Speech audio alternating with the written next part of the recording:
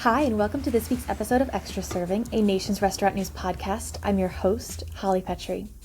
This week we're going to be talking about Taco Bell. The chain announced late Thursday night the retirement of Mark King and the promotion of Sean Tresvant to CEO. Hope I said his name right. We'll learn it soon enough. King saw the brand through the past 3 years and came out on the other side better than ever. What does his legacy mean, and are there big shoes to fill? We'll also be talking about Chick-fil-A's place in consumers' hearts. The brand was named the #1 choice amongst consumers according to the American Customer Satisfaction Index. While this is the 9th straight year the chain has been ranked #1, it's also the smallest margin the chain has won by since 2015. Is Chick-fil-A losing sentiment with its customers, or have other brands just become favorites? This week's guest is Amy Zhu, Director of Operations for Cote Korean Steakhouse here in New York City. Now, let's introduce my lovely co-hosts. I am Sam Oches, Editor-in-Chief of Nation's Restaurant News. And I'm Leigh Zinsmeister, Managing Editor of Nation's Restaurant News. Restaurant leaders need two things to grow their businesses. They need connections to better inform their decision-making, and they need a break. Running a restaurant company is hard work. Nation's Restaurant News is offering both this fall at our Create Experience. Held October 1st through 3rd in beautiful Palm Springs, California, the Create Experience promises to be an unforgettable 3 days for growth-minded restaurateurs. Better yet, it's totally free for restaurant leaders. Join us in Palm Springs to be a part of this one-of-a-kind experience. Visit create.nrn.com/Palm Springs to learn more and to register. That's create.nrn.com/Palm Springs. Welcome, guys. Happy Friday. Woo! Yeah, I know. It's exciting to record on a Friday. Then we're done with the day. Friday at lunchtime, I might add. We're terrible at this, but I recognize this is partially my fault, so I won't complain. Good. Well, we're going to be talking about a lot of food today, but we can start with the people. Maybe how about that? We'll get right into it today. We're getting down to business. Isn't that so weird that we would talk about a lot of food on this podcast? It's just such an interesting... I started doing work today before I had breakfast, and I was looking at all these pictures of food, and I was like, sometimes I really hate my job because it was making me like painfully hungry. It's great to say in front of your manager. She hates her job. My manager and my manager's manager. Already knew this. I don't think anything that just came out of her mouth was a surprise to anybody on this call. So it's hard to look at pictures of food when you're hungry. That's like most of my job. It's true. Yes, I also build work up here, a strength. So. Yes, we all experience. Should we talk about food or people first? What do you guys want? People. Let's go people. Let's go people, and then we'll save the food to later on when we get hungry. Got it. So Taco Bell has a new leader, or they will by the end of the year. Mark King is retiring. He led the brand through 3 really crazy years, and they came out better for it. They had one quarter, he started in 2019. They had one quarter during the past 3 years that they saw negative same-store sales. That was Q2 2020. That's it. They've had positive same-store sales ever since then, which is, I think, insane to think about. And that Q2 2020 was only 8% down, not double digits like a lot of people were seeing. So this brand has been really resilient. They've done a lot of really interesting things throughout Mark King's tenure. They've partnered with a lot of celebrities. They've introduced nacho fries again. They're doing a lot of cool menu innovations. They're definitely in the public zeitgeist more than I think they were a few years ago, not under his leadership, which is a lot due to marketing, but he is the leader here. So what do you guys think is going to happen with a new leadership, and what kind of legacy is Mark King leaving behind? Yeah, I mean, Taco Bell holds a very unique place in this industry because few major national restaurant chains can be as irreverent as Taco Bell can.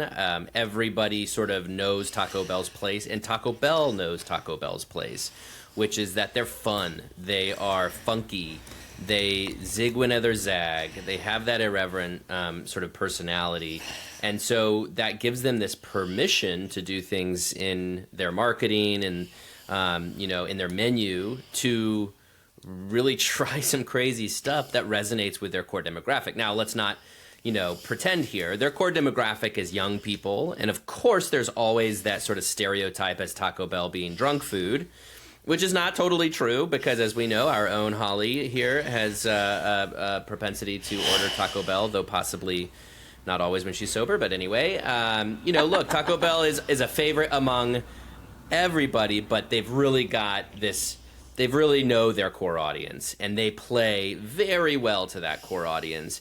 And I think if you look in the past decade or so, the moments where Taco Bell has stumbled is when I think they start to lose sight of who that core audience is. Because I still remember when they tried, sort of healthier items and, tried to do sort of upscale menu stuff. And it just didn't fly because it's not what people go to Taco Bell for. So all of that is to say, Mark King recognized clearly what Taco Bell was and how they could really emphasize that even more and play that as one of their strengths.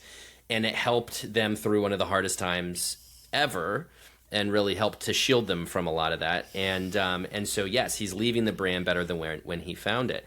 But the last thing I'll say, just as it relates to Sean Tresvant, that's how I'm going for with his name, but we're going to find out soon from Sean himself, as you'll find out, is that, Sean he came from Nike. He was previous to Taco Bell, was with Nike for 15 years in a marketing capacity.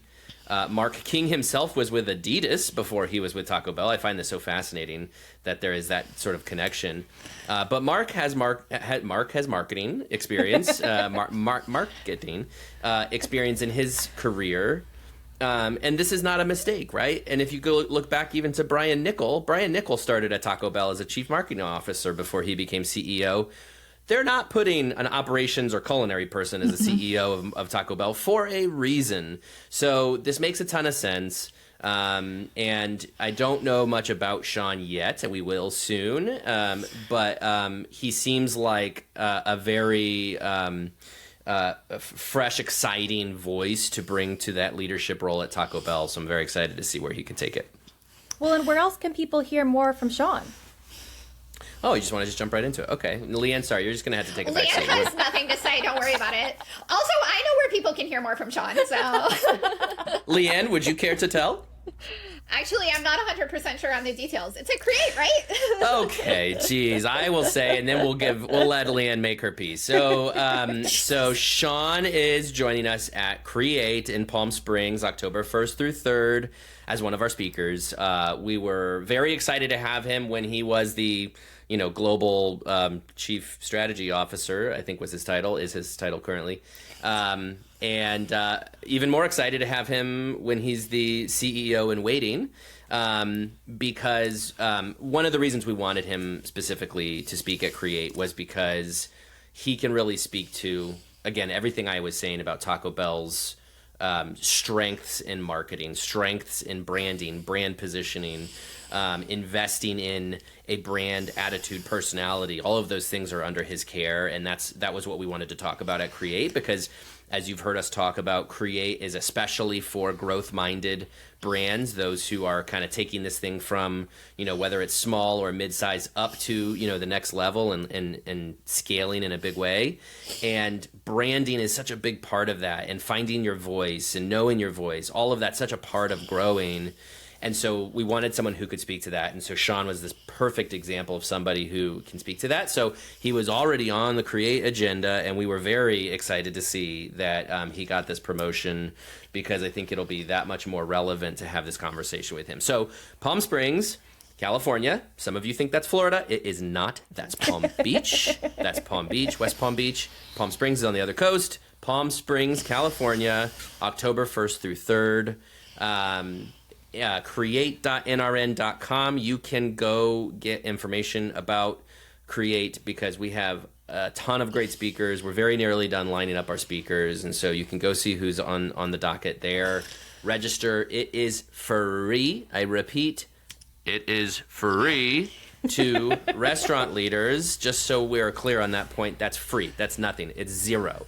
I'm not paying for your hotel and airfare, though, so you had to get yourself to Palm Springs. But if you get to Palm Springs, you are welcome to join us. If you are a restaurant leader, you will not regret it. There we go. That's my pitch. Hey, Leanne, what do you think about this move? Great pitch. Thanks for asking, Sam. Listen, Holly asked at the top of the show if Sean would have big shoes to fill.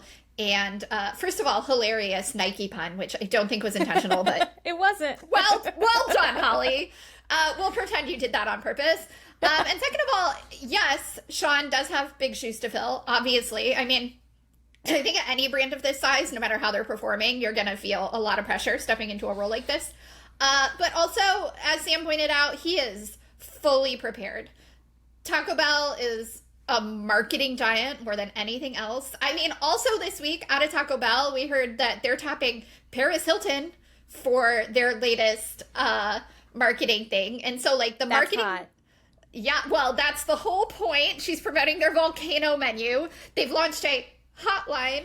Get it? Can I just interject really quick? No. Paris Hilton was famous when I was a teenager. That's nostalgia, Sam. We talk about It's this all the nostalgia. time. So this is a play for millennials, because Gen Z must be like, who the heck is this, right?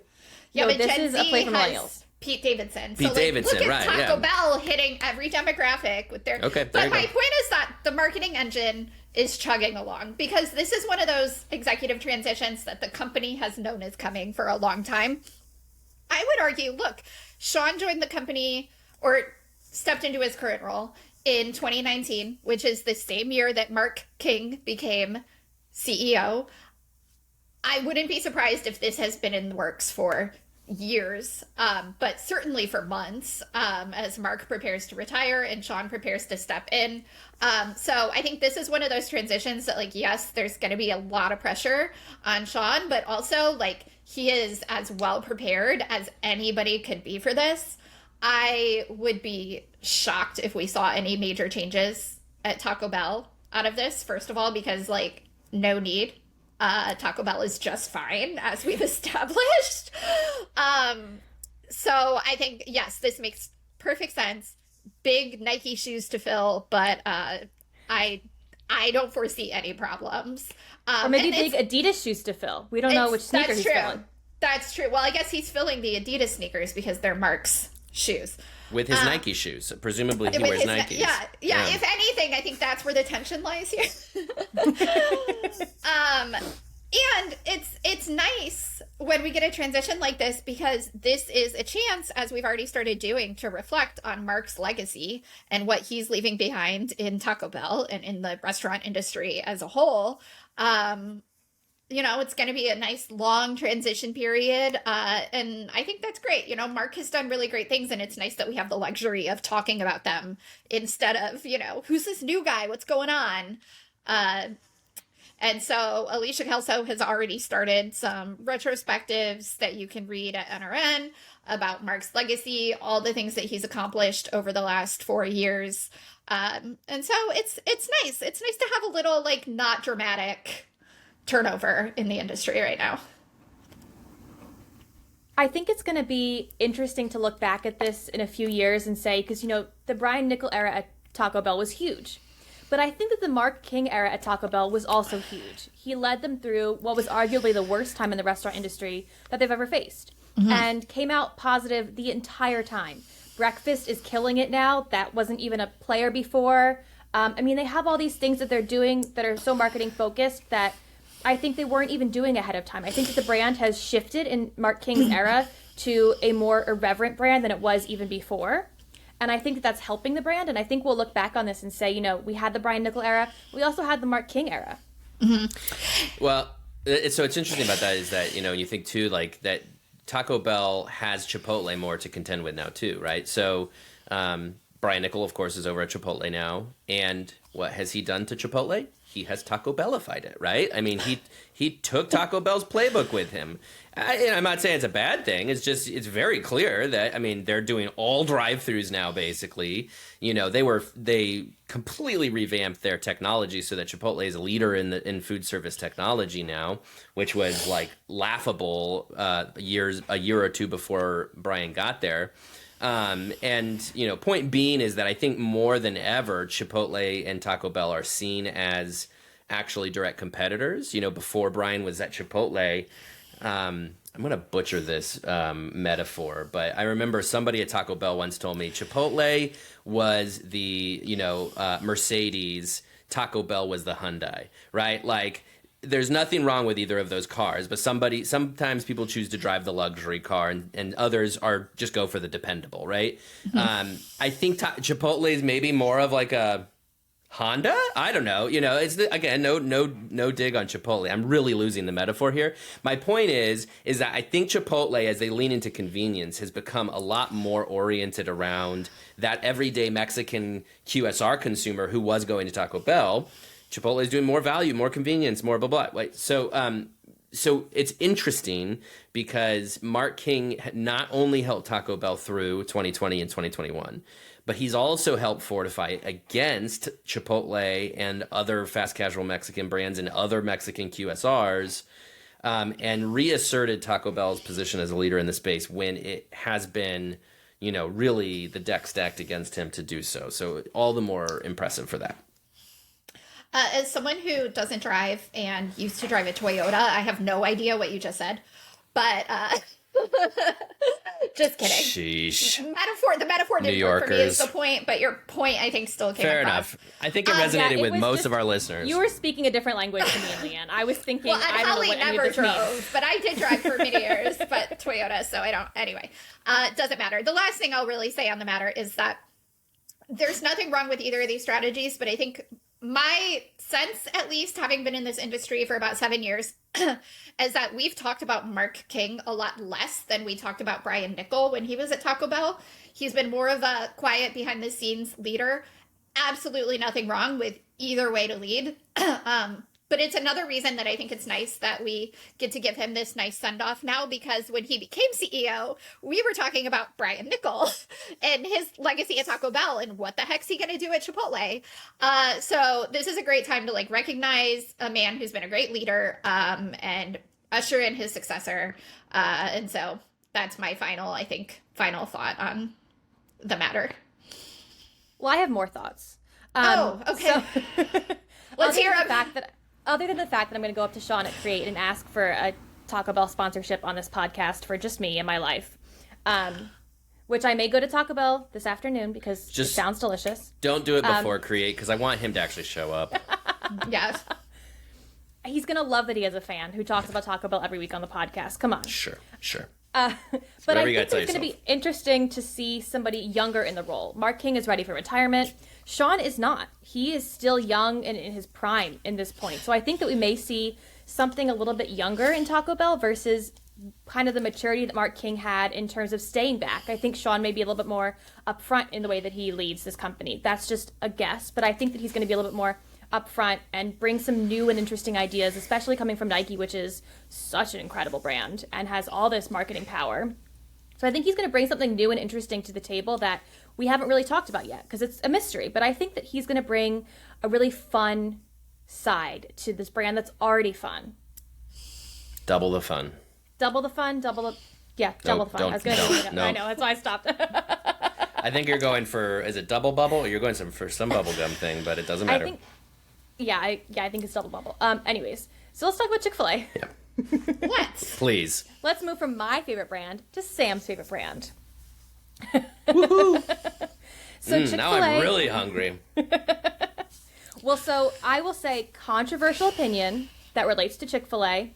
I told all of you this. I went to Raising Cane's this past week, and I had the Raising Cane sauce, and you know what? I think the Chick-fil-A sauce is better. And I know it's controversial to say that, but I'm going to say it. It's fighting words. We've addressed it on this podcast before too. So just to refresh, I declared on this very podcast that I like Raising Cane's, but I just like Chick-fil-A sauce better. But it's not a fair competition because Chick-fil-A sauce, to me, I mean, I would almost drink this stuff if I could. I wouldn't actually do that. That's gross. But I've dipped more than chicken and French fries in that thing. So I just find their sauce to be very, very addicting. And Raising Cane's was fine. It was fine. I love that brand. I love their chicken. The sauce just to me doesn't compare to Chick-fil-A's. But yes, I think the sauce doesn't compare, but I think that the chicken is far superior. Yeah, okay, there you go. There's an opinion. That was some of the best chicken I've ever had in my life. That was really good. We don't do opinions on this show. Never. Never. So anyways, Chick-fil-A. Back to Chick-fil-A. I just had to get that opinion about the sauces out there, though I will say the chicken at Raising Cane's was one of the best I've ever had. I don't like chicken fingers. It's good chicken. It's really good chicken. Moist, delicious, really, really good chicken. A++. I see why they're so famous. So anyways, Chick-fil-A, for the 9th year in a row, was named consumers' favorite brand, which is, I guess, no surprise to anybody on this podcast, but Nope. It's probably no surprise to anybody in the industry either. Chick-fil-A is crushing it with sales. We just released our top 500. Go look at Chick-fil-A's numbers. They're staggering, as usual. Their AUVs are skyrocketing out of there, as usual. They have some of the highest AUVs not the highest, but they have some of the highest. And so, we talk about the fact that Chick-fil-A is so popular, but this year the gap between Chick-fil-A and the runner-up, surprisingly, Jimmy John's, was smaller than ever. Why is that surprisingly? Well, first of all, I never hear anything about Jimmy John's, so I find that surprising in general. Can I just ask, do you have a Jimmy John's in New York? No. Okay, carry on, please. Holly doesn't hear about this brand, so obviously nobody likes it. It's barely the news. Like, come on. Chick-fil-A's in the news all the time. Jimmy John's is not doing that much in terms of, like, marketing power or in terms of, like, they're not doing a lot. So it must be all just, like, brand loyalty, like Texas Roadhouse. Like, it's just got to be, like, this love for the brand. Consumers said in this survey that we're talking about, because we might as well use the data that's in front of us, yes, or the data that's in front of me, consumers said that Jimmy John's has really improved speed on delivery and checkout, and so that was primarily what was driving their increase this year. But obviously they forgot to consider Holly's opinion in this, which is heavily weighted. So do with that what you will. Yeah, let's take this, fact that Holly has one of the least common attitudes on anything ever out of the equation, right? This is a person who didn't have Wendy's until the last 2 years. Anyway, not a traditional American opinion. No offense, Holly. You can have your opinions. I think this study actually pretty well aligns with my purchasing habits, because what's my number 2? It's Jimmy John's. And Jimmy John's, you want to know why it's my number 2? It's because of my kids. Now, Jimmy John's doesn't have a particularly amazing kids menu or anything. What it does have is darn good bread. Jimmy John's bread is like my sandwich equivalent of Chick-fil-A's sauce, which is that I would straight up just eat that bread. And in fact, one thing you don't know, Holly, because you don't know about Jimmy John's, is that they sell their day-old bread for $0.25, or at least they used to, at least when I was in college. And I would go get me some loaves of Jimmy John's bread when I was in college, because it was $0.25, and it was amazing because their bread is so good. But my kids love that bread, therefore. Do you ever dunk it in Chick-fil-A sauce?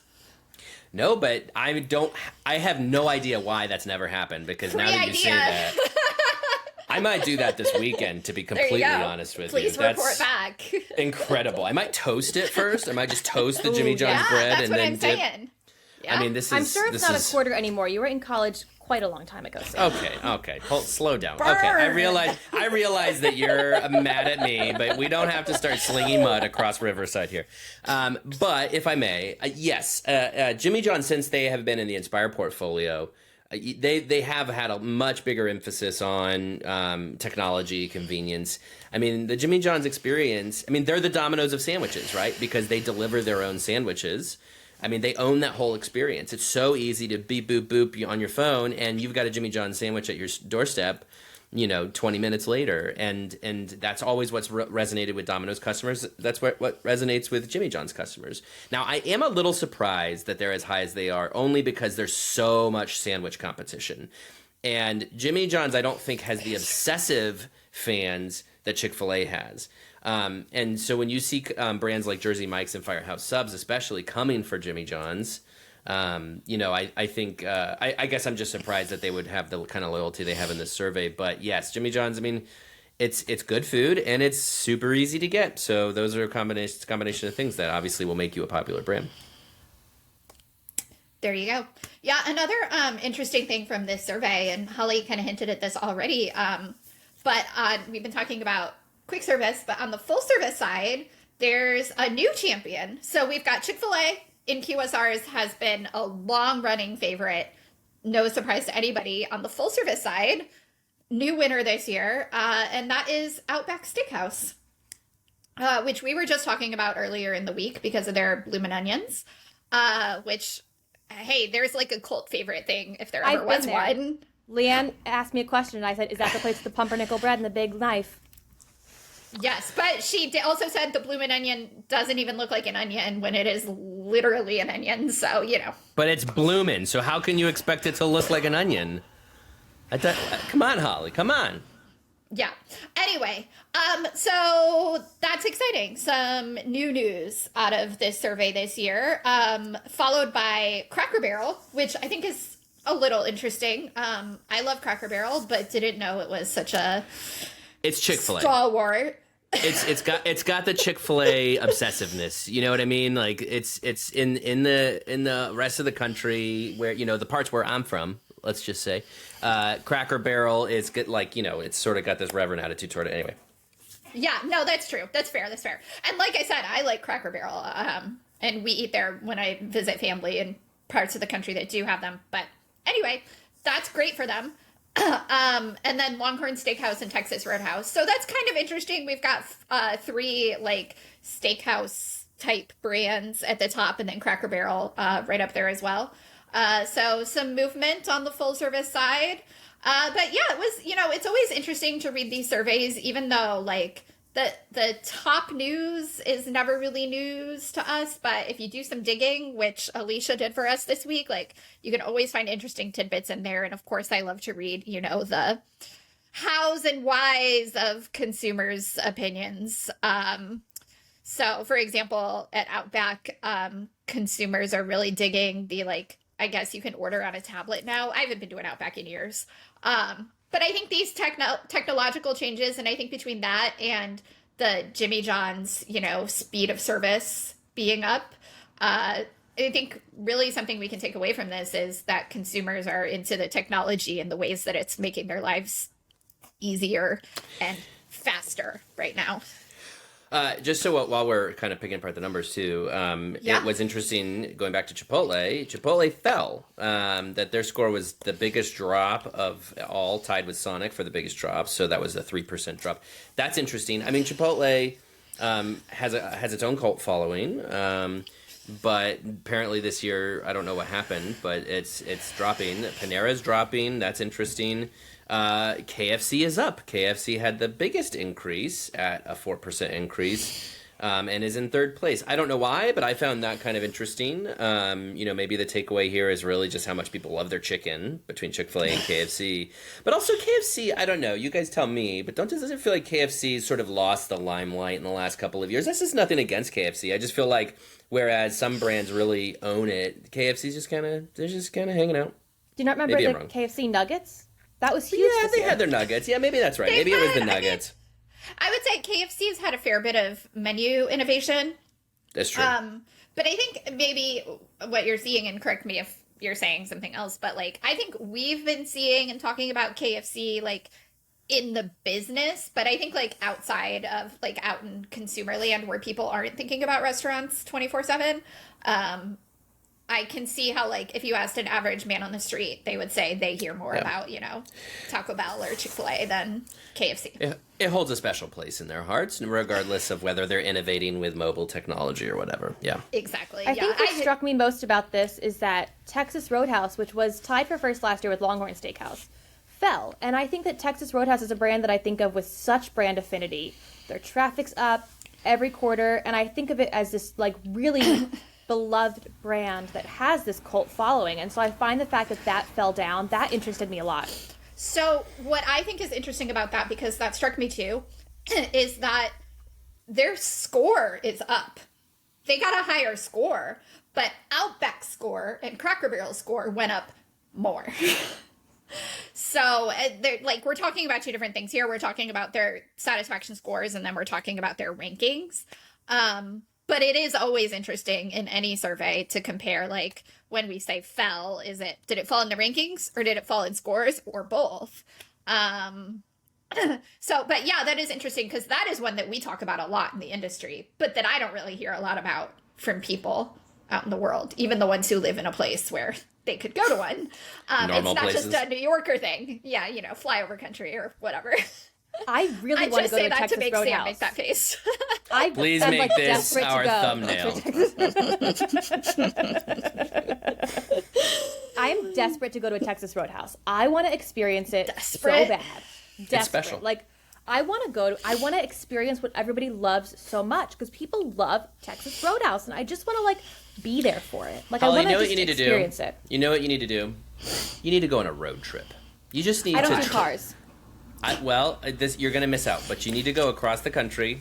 You need to experience the things that us normal Americans experience on an everyday basis, and just experience these things, enjoy them, because there's so much great stuff. You're missing out. Come on. Get in a car. Well, Change your attitude about cars. Change your attitude about cars. I don't drive, so first of all, that's like a hard no for me. Second of all, I don't like being in cars. They make me feel unsafe. So that's another thing. Take also, an I don't Amtrak. like being in cars for... I was just going to say, hop on an Amtrak, get up to Boston, hop on the Amtrak, take it all the way down to Charlotte, and get off at every stop and go to the chain restaurants. And then report just back. Texas Roadhouse. Just Texas Roadhouse. Texas Roadhouse? You probably only need to go like an me. hour outside of town to get a Texas Roadhouse, right? Honestly, let's figure that out. Yeah, let's figure that, because I really want to experience the magic of Texas Roadhouse. Leanne's looking it up for me right now. I could tell. I know you're looking things up, Face, and I'm. You mean curious to Leanne see is what- multitasking while we're trying to record a podcast? I'm shocked, I tell you. This is podcast related. There's one on Long Island. There you go. Yeah. Problem solved. Okay. There's one in New Rochelle. That's easier for me to. I would rather go there than Long Island. There's one not far into New Jersey. There's one a little further into New Jersey. There's one no down New on the Jersey for Jersey this girl. Shore. Okay, forget New Jersey. All right. Well, you have your homework options. assignment. You have your homework assignment for the holiday weekend. You can report back on our episode next week. I will report back next week on my feelings about Texas Roadhouse, because I'm going to go to it now. The train goes right to New Rochelle. Brand of the week. Brand of the week. Look, did Sam just read a jingle? Sam? Yes, he did, and it was pretty good. Hey, I'm musical. That's true. Before we end today's episode, Sam, is there anything else you want to talk about with Create that's coming up? I know we have our roadshow in Atlanta coming up as well. Is there anything else you want to plug about our wonderful events? No. All right, well, hopefully your boss has can. stopped listening by now. I can. Yes, as Holly mentioned, we have a road show coming up on July 10th in Atlanta. So for all of you in Atlanta, we will be there 6 to 9 p.m. on July 10th at Cheeto and Padres in Buckhead.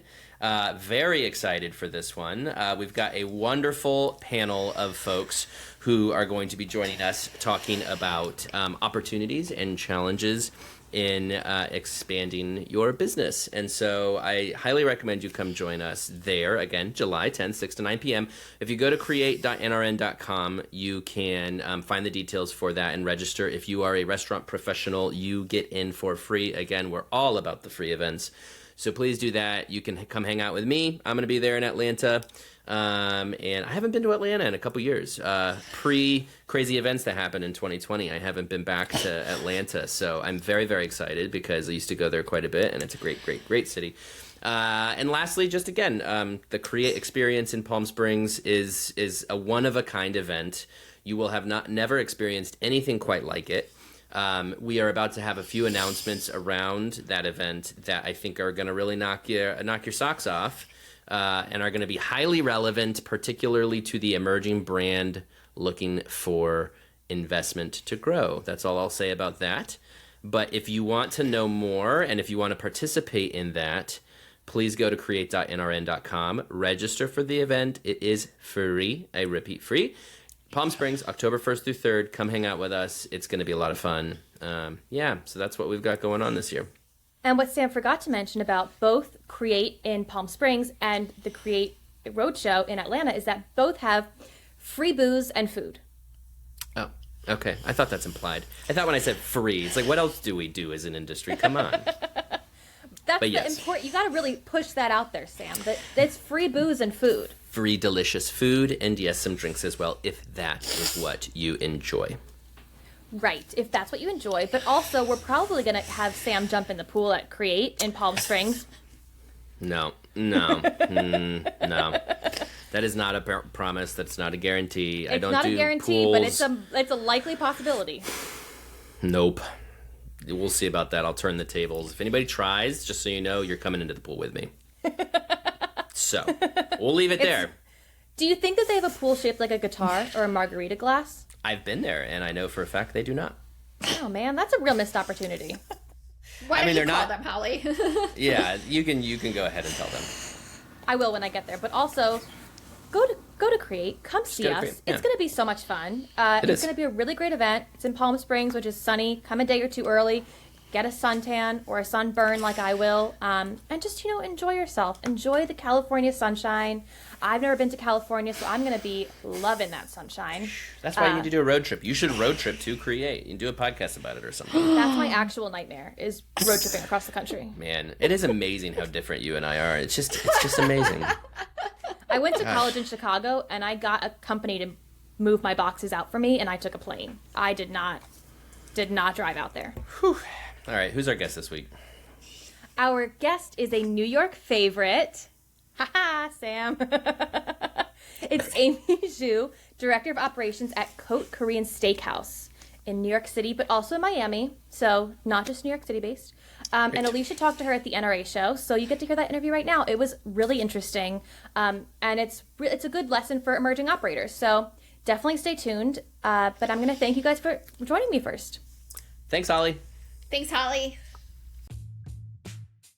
Restaurant leaders need two things to grow their businesses.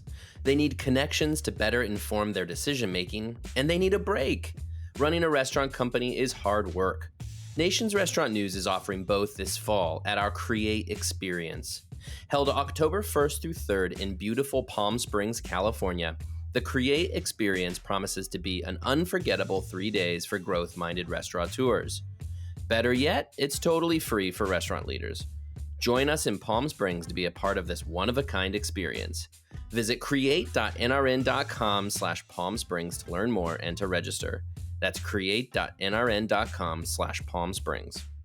So tell me about the concept. Yes. I would love to, yeah. So our parent company is called Gracious Hospitality Management, and right now we have 2 locations of Cote. Mm-hmm. So our flagship restaurant is located in Flatiron neighborhood in New York City. And our second location, which opened in 2021, sure. Is in Miami, Florida, right? So both of those restaurants have a Michelin star, and it makes me very happy to hear you say that Korean Steakhouse is on trend, because back in 2017, when our owner Simon opened up the first location, it didn't exist and nobody knew what it was, right? And so you had this sense of, everyone knows what Korean barbecue is, everyone knows what American Steakhouse is. Taking the two, marrying the two together had not yet been done. And so now, it's 2023, I think people are a lot more excited about Korean Steakhouse. Well, if my food and beverage editor is talking about it, it's very much, he knows his stuff. And give me your vantage point as to sort of what's driving that trend. Yeah. Well, I think, let's start with, what is Cote, right? So as I mentioned, it is the marriage of American Steakhouse with the fun and fire of Korean barbecue, right? We have all of the highest quality steaks, USDA Prime, Wagyu, and above to offer. And then we do it in the context of, we grill it right in front of you, tableside. Okay. So it's kind of like dinner and a show. It's a very exciting concept. I think that, people are more and more continuing to look for experiences when they have opportunities to gather and dine out. And so to go to Cote and have someone cooking for you, it's just an excellent way to kick it. I mean, it's so memorable. Yes. I think in addition to that, every culture in the world, doesn't matter where you are from, there's some, aspect of your culinary culture that probably has something to do with steak or has something to do with grilled items, right? At the end of the day, it's just delicious and it's fun. Okay. So. Do you, because we're talking about this being on trend, do you foresee even further expansion of this concept? Definitely. So for ourselves, I'm speaking on behalf of Simon here, who is our visionary. I remember the day we met in 2018. He had explained to me his vision for Cote and how it wasn't just to have a restaurant in New York, but how he wanted to open up in pretty much every major city in the United States and end up somewhere with 10 to 15 of these concepts, right? That's just for us. I think over the years, as we've seen other operators get into this segment, just within New York City alone, there's so many other Korean steakhouses that you could be going to, which I am not going to name by name. but needless to say, there are a lot of people that are interested in putting out this type of concept. Okay. Yes. Yeah. But you want to be in the forefront of this conversation. Oh, absolutely. I think that we want to be the best, and we have to be the best. And are there any immediate plans for expansion, or it's just something that you guys want to do as this conversation about Korean steakhouses continues to proliferate? Well, I think irrespective of, the trend, we're going to continue doing us. I think in order to continue growing, you have to really be focused sometimes on, what you're doing internally. And so as long as we remain focused on sourcing the best product, working with the best vendors, having the best partners, finding the best team, the ingredients, if you will, is the best of everything, then we'll be able to continue expanding. So right now our focus as we look ahead, we have 2 stores already, right? So it's about really setting that foundation. And then from there, we don't have an immediate plan to announce another coat, but it'll definitely be on the horizon. It's marinating. It's marinating, yes, exactly. Perfect. Can you tell me when you first opened? Yes, 2017. Okay. In New York City. So you had a good solid 3 years before. For the pandemic. Yeah. And tell me, especially loving to pick your brain because operations was perhaps the most challenged out of that, I would argue. Tell me what the nimbleness entailed when you guys... Sure, yeah. And how you came out of it and where you are now versus that pre-pandemic time. So it's the pandemic. There are certain things that I think I'll remember for the rest of my life probably, right? Like the date, March 16th, 2020 was the day that everything kind of had closed. And honestly, within our organization, because we have so many ties to Asia, we'd already kind of been seeing what was happening in China and Korea, and so we knew that a shutdown was imminent. So we had been planning carefully for that, and the day that we closed was actually the same day that the announcement came that every restaurant, food and beverage was going to be closed by the city. In order to adapt, you had to think outside the box. So for us, if you can imagine, a restaurant that does tableside grilling does not build a kitchen to grill. Right. So we had to figure out how to get a grill into our kitchen and adapt, because the first thing that we did was takeout. And so we thought about how do we take the code experience, but how do we package it for to go and get it in people's homes? How do we take that hospitality? How do we take our beverage program? How do we take our wine list, our cocktail program? Well, we turned our cellar into a retail operation. Victoria James, our beverage director, really, she hand wrote tasting notes to send along with every single package. And our principal bartender, Sandre, was bottling cocktails and doing the exact same thing. So everything that left the restaurant and entered our guests' homes through the takeout operation came with some sort of service component. Home with them, Very cool. So. Where are you positioned now? Obviously, you made it. And I'm really curious, I don't know how deep you can get into numbers or anything, but what's the state of the business now? Yeah. Well, the state of the business is that we have come out of COVID and we have added revenue centers, When in 2020 we had to shut the restaurant down and transition into, first it was takeout, and then it was in the city of New York, outdoor dining only. Right. We had to quite literally build another dining room outdoors in order to make that happen. We had to figure out how to take a portable grill and do tableside grilling outdoors. And then on top of that, we also figured out national shipping. So, we also offer our Butcher's Feast in a grill-at-home format through Goldbelly. And so with these 3 additional revenue centers just for our New York store alone, you can imagine coming out of the pandemic, after we figured out how to balance all of these additional revenue streams, it was difficult in the beginning figuring it out because every restaurant has its capacity. Right.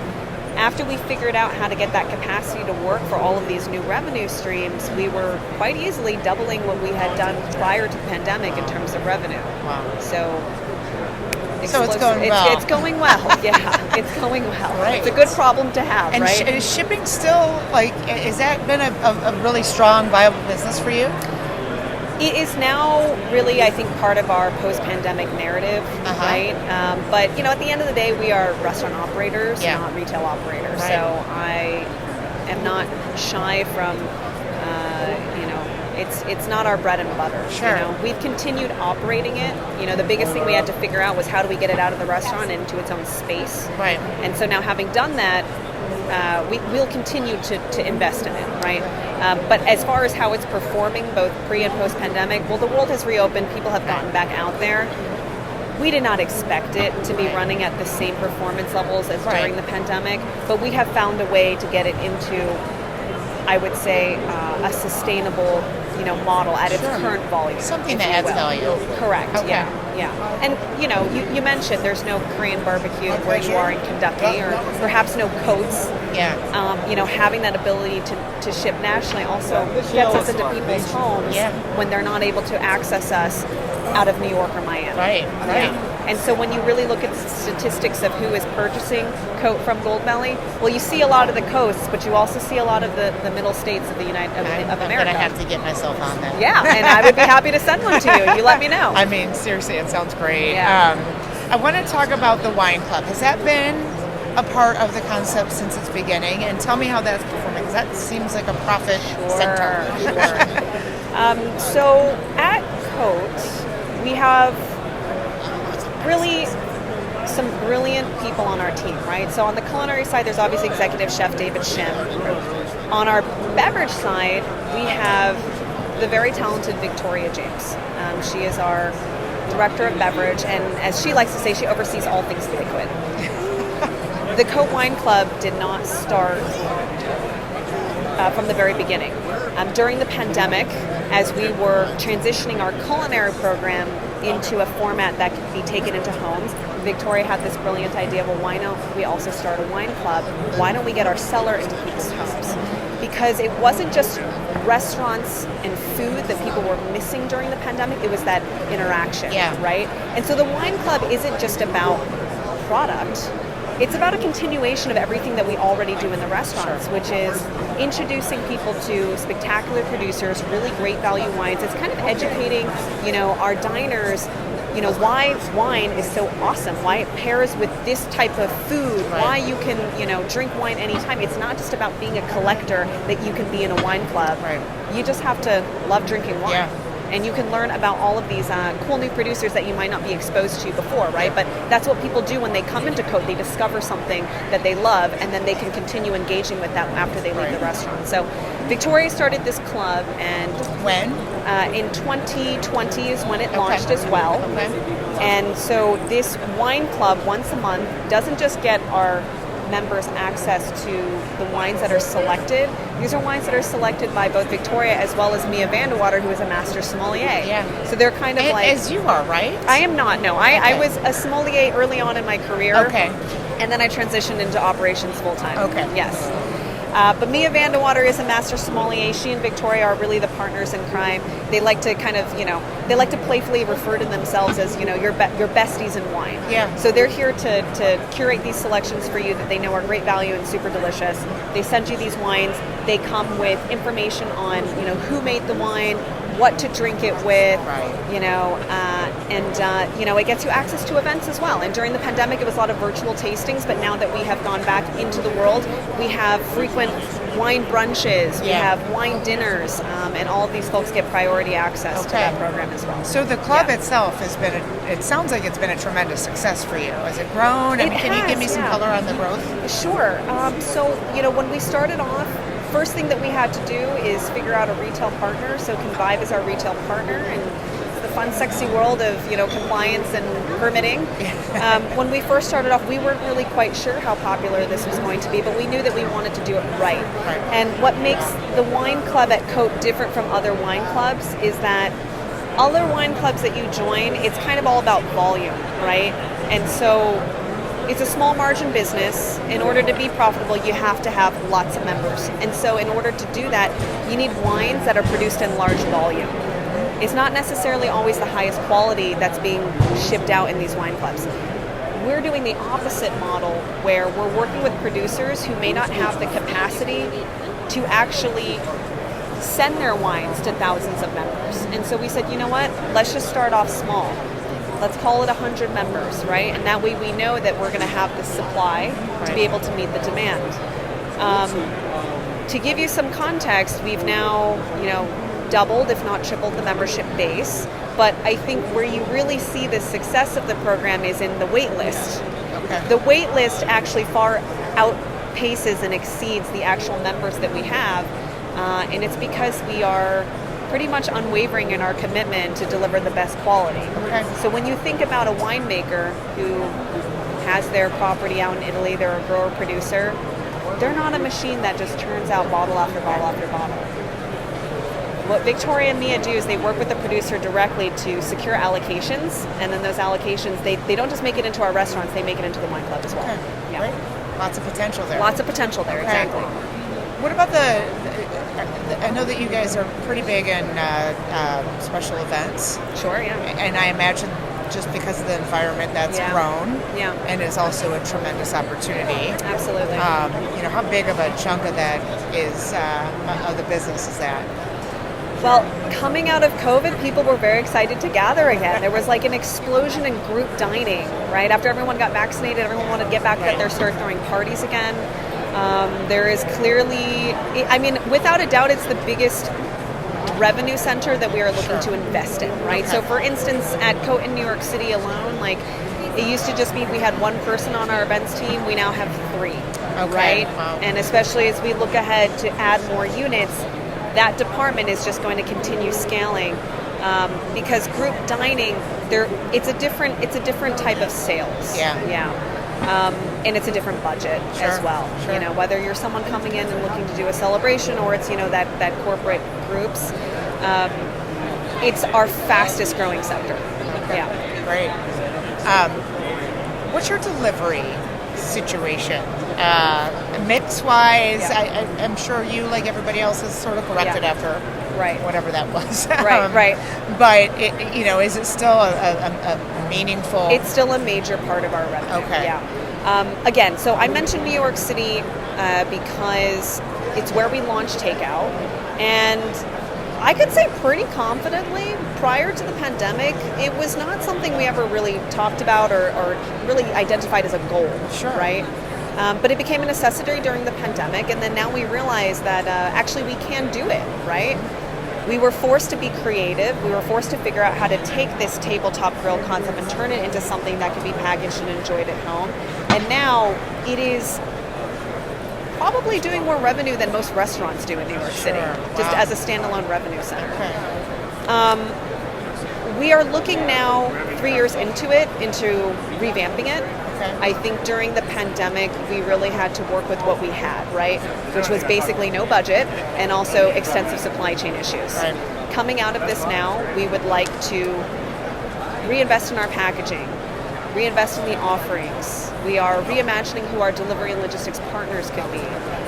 And so 2023 for that outlet alone is just about what can we do to reimagine it. Those things are happening now. Those things are happening now, and we are completely reinvesting in it as if it were its own business. Okay. Yeah. I guess I'm curious about the logistics piece of that. Sure. Are you a third-party app? Are you? We do use a third-party app. Okay. We are currently partnered with Caviar DoorDash. Okay. Yeah. All right. Is that going to continue? For the In this foreseeable future, reimagination? yes. For the We foreseeable- actually just committed to another term with them. Okay. They were our original partners in the pandemic. And then, of course, at the time we were not exclusive. We worked with a couple different partners.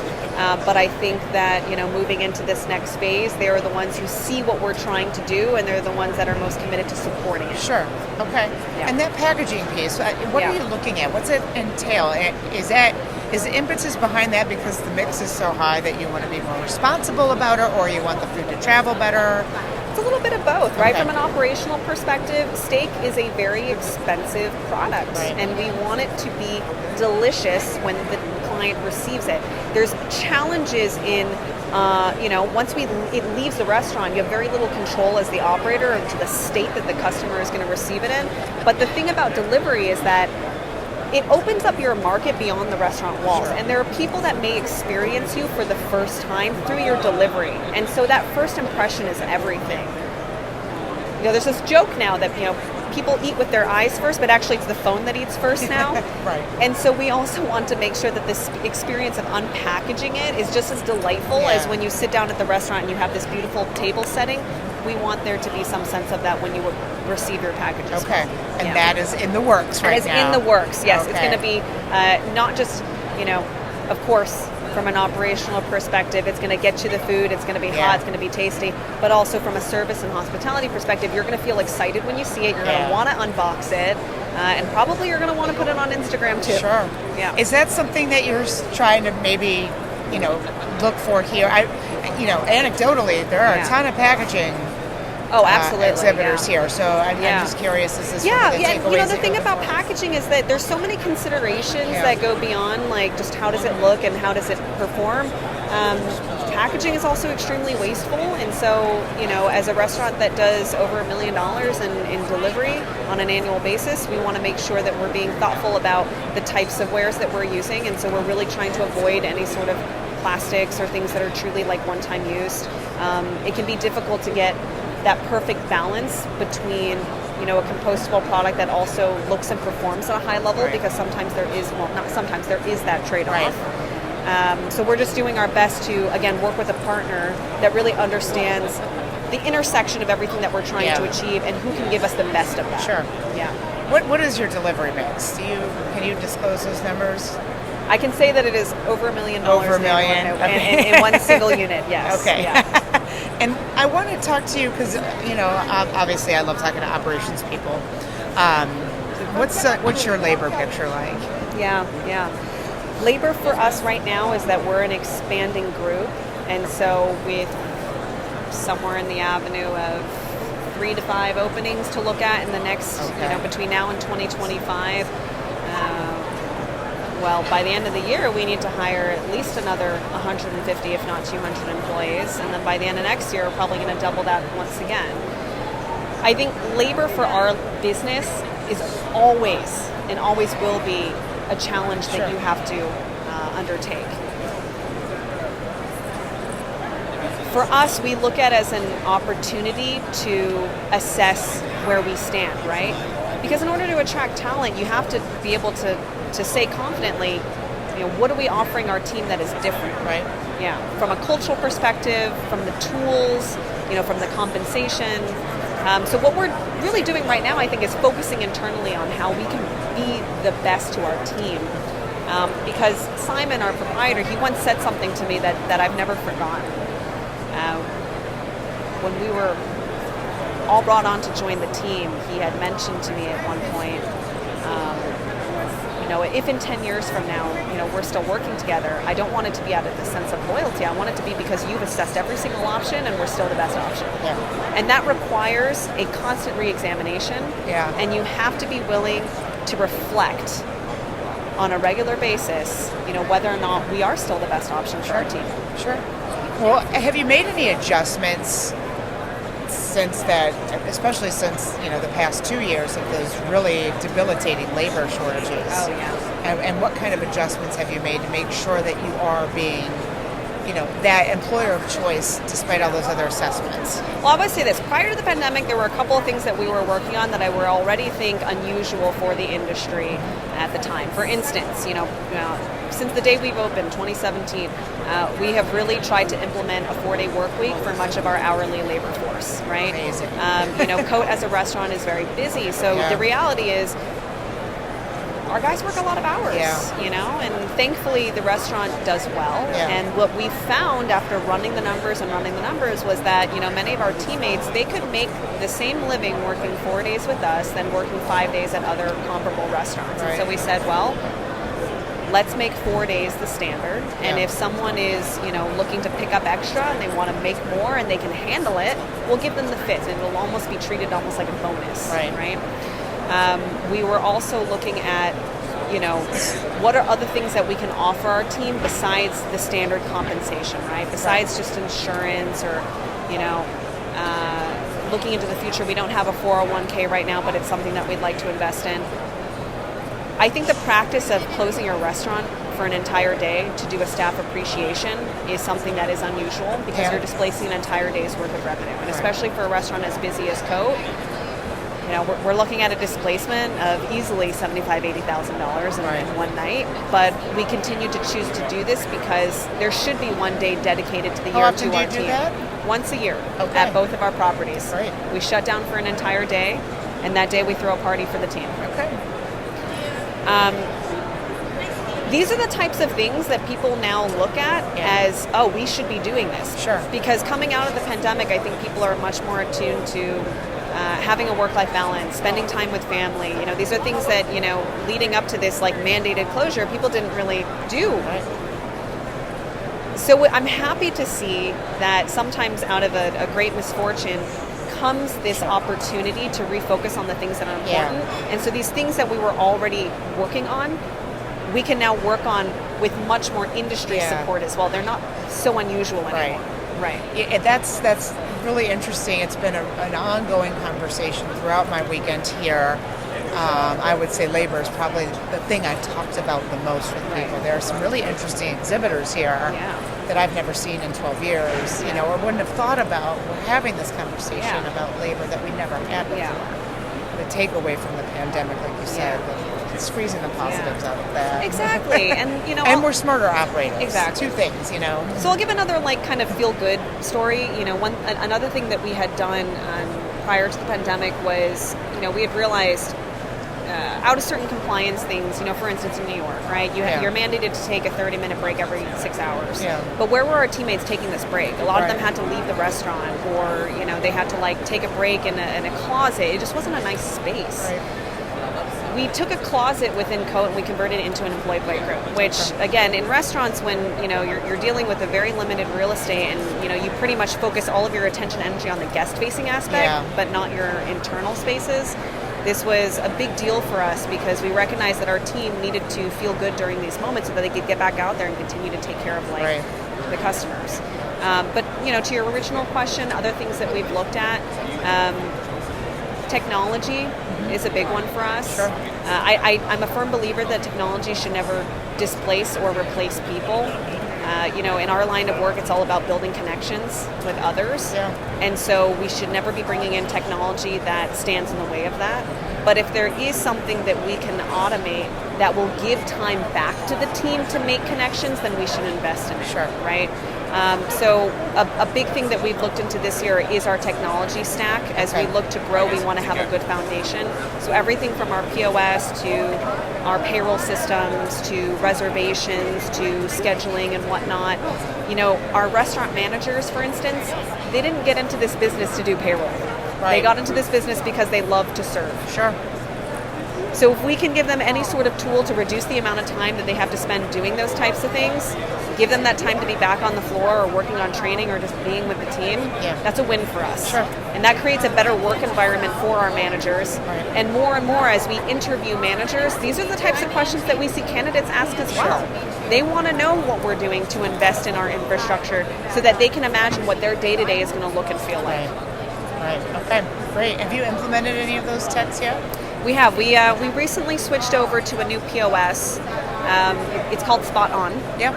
And with Spot On came an integration with really like an all-in-one payroll and labor solution. Spot On Teamwork, which was formerly known as Dolce, has the ability to take time card and sales information from the POS and auto-generate tip pools, which for restaurant operators, that means that we don't have to use an Excel spreadsheet anymore, right? So not only are we saving time, we are saving ourselves from human error. Right. It was a big decision for us this year that we feel very good about. And I think everyone from, you know, the staff members who have an easier time clocking in now and reading their schedules, all the way up to managers who feel better about the whole payroll and timekeeping process, to our VP of Finance who doesn't have to lie awake at night anymore thinking about the errors that can happen. Are we paying our people correctly? It's a huge weight off our shoulders. Good.